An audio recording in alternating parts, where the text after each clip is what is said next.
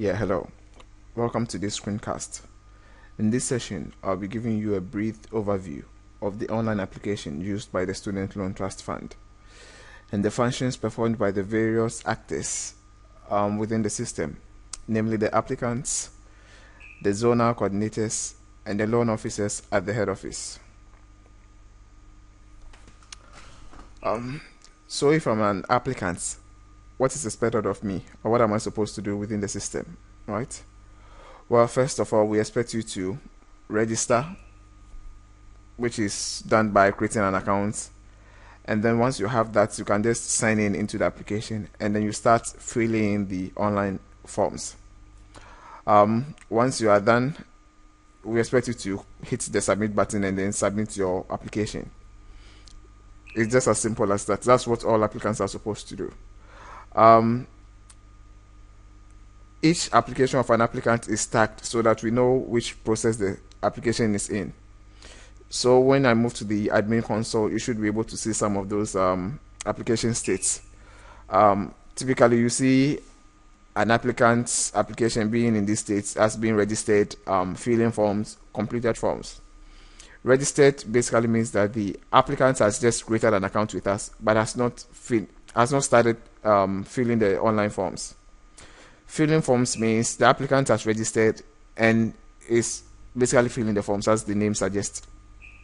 Now, the application will be in a completed state when the applicant submits the entire application, right? So that's briefly what the applicant is supposed to do.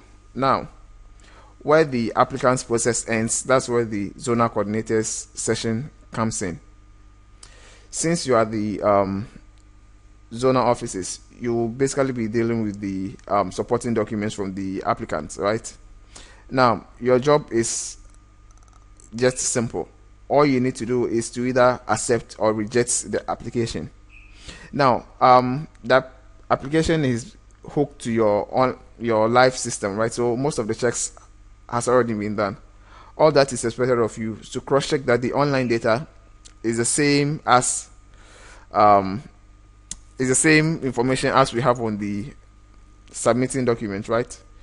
So assuming a student provides a different name online, and then on the student's ID card, the name there is quite different, yes, you can decide to, or you have to reject the applicant's application for that reason. And the process of doing this is quite simple. When I move to the admin console, you should be able to, or the admin module of the application, you should be able to see that. All you need to do is to look at the field and say, hey, this is correct, this is wrong. And then the applicant will automatically be notified of the reasons why his application has been rejected.